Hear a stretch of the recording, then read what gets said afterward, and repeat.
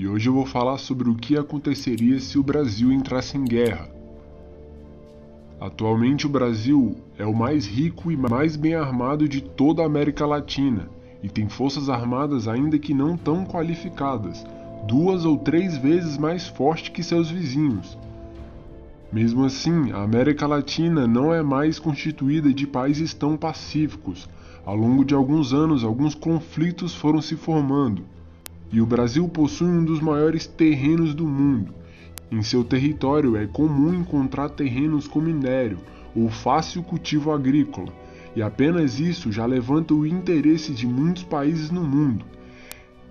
Então temos 2 cenários possíveis para o Brasil entrar em guerra. O primeiro é entrar em guerra contra nossos vizinhos da América Latina, e o segundo seria entrar em guerra contra países fora da América Latina, que viriam por mar. Há muitos motivos para o início de uma guerra. Desde o início da humanidade, vemos como os homens entraram e saíram de milhares de conflitos, tanto por conquista pessoal, até por se acharem uma raça superior, ou então as grandes campanhas de conquista de território. Mas o que antigamente não existia é a burocracia de guerra. Como nunca, entrar em uma guerra tem sido tão difícil. A diplomacia mundial impede muitos conflitos em torno do mundo. Os acordos e parcerias bilaterais mudaram as formas que os conflitos são travados. Atualmente é extremamente necessário ter bons meios e relações internacionais, mas sobre os motivos em que entraríamos em guerra são muito vastos, por isso vamos abordar apenas a guerra em si. No primeiro cenário, em uma guerra contra nossos vizinhos, os inimigos mais prováveis seriam a Bolívia e a Venezuela. Felizmente, há alguns anos começamos a acordar em questão das nossas defesas e forças armadas, e começamos muitos acordos de produções militares. Então, em caso de guerra declarada, as primeiras ações a serem tomadas seriam decretar o estado de sítio, e é onde o chefe do estado, sendo o presidente da República, suspende por um período temporário a atuação dos poderes legislativos, os deputados e senadores, e o judiciário, para agilizar as ações governamentais em período de grande urgência e necessidade para a eficiência do Estado. Em seguida, seria acionada a economia de guerra, onde teriam as maiores mudanças e ações em prol da guerra, onde a maioria dos recursos seriam direcionados para financiar o conflito.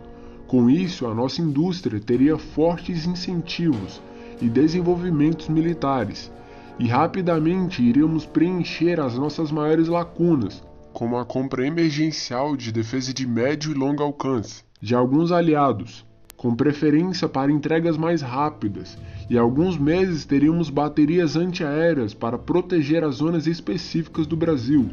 Alguns armamentos teriam rapidamente produção acelerada no Brasil, como a produção de Guaranis, a produção de baterias de Astros 2020 e a produção das munições para as armas do Brasil seriam aceleradas. A fábrica da CVC teria plena capacidade de abastecer a munição para a guerra plena durante um grande período, e os fuzis IA-2 seriam produzidos em larga escala, junto com muitos outros armamentos produzidos no Brasil. Muitos armamentos que estão em desenvolvimento teriam maior financiamento e condições para acelerar a produção. Assim, drones como o Atobá e o Tupã seriam finalizados e produzidos. As produções tanto do Gripen como do KC-390 seriam aceleradas. Os mísseis Mansup, o míssil antinavio brasileiro, e o AVTM-300, o míssil de cruzeiro brasileiro, seriam finalizados em prazos mais acelerados para fomentar a guerra. Toda a economia brasileira estaria focada em financiamento militar, uma questão que o Brasil se destaca muito, tanto da Bolívia como da Venezuela. Em um cenário de guerra que os dois se juntem para ir contra o Brasil, teríamos possivelmente apoio de países parceiros. Mesmo com os recentes conflitos, o nosso maior aliado seria os Estados Unidos, que iria enviar armamentos para o Brasil. A guerra muito provavelmente não iria durar por muito tempo, pois não apenas nossos armamentos seriam melhores, mas as nossas famosas forças especiais, principalmente na selva, que seria onde a maior parte do conflito seriam travados. Nossas forças se destacariam muito e com certo esforço venceríamos a guerra. No segundo cenário, onde estaríamos em guerra contra países fora da América Latina, o inimigo mais provável seria a França. Vale lembrar que mesmo com todas as falas e problemas do atual presidente francês, é extremamente improvável que a França entre em guerra contra o Brasil, muito pela relação diplomática do Brasil com a França, como do Brasil com o mundo. Nesse cenário, a medida mais provável seria o ataque da França para tomar a Amazônia brasileira, pelas alegações de desmatamento.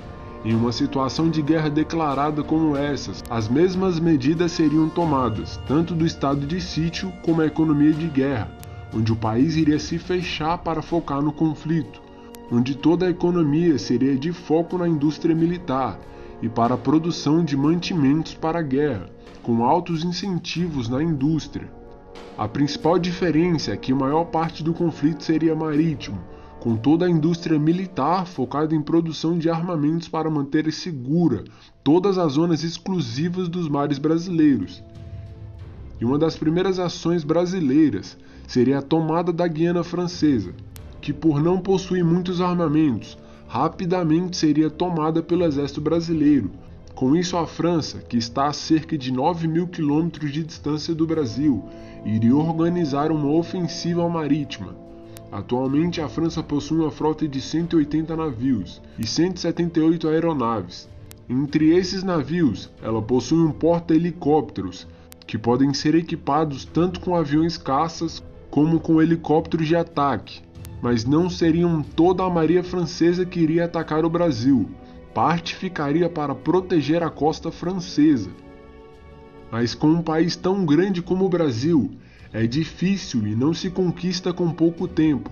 A França possui muitos armamentos e mais tecnológicos que o Brasil, mas o Brasil poderia colocar minas nas costas do território brasileiro e avançar com o desenvolvimento dos submarinos brasileiros.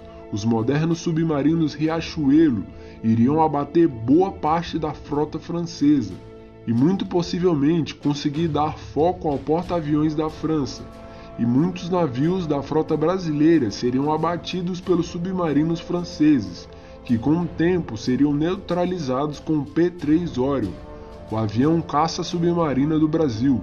Aos poucos, os navios que sobrassem da França e desembarcassem na costa, o espaço aéreo seriam de dominância brasileira, que em 2021 possui 5 Gripens NG com tecnologias muito avançadas e com 49 caças F-5, que com sua modernização também se tornaram muito eficazes.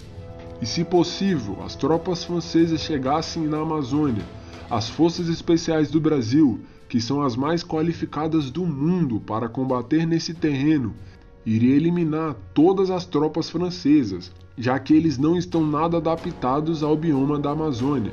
E com o tempo, o Brasil teria plenas condições de produção militar para ter mais possibilidades de atacar o território francês, acabando com a guerra em um possível acordo de paz. Não falamos de usar bombas nucleares, pois a França perderia todo o seu motivo para invadir a Amazônia, se as usasse, e atrairia a comunidade mundial. E também não falamos dos acordos de defesa do Brasil, como os Estados Unidos e outros países que enviariam armamentos ao Brasil. Então é isso, galera, espero que vocês tenham gostado.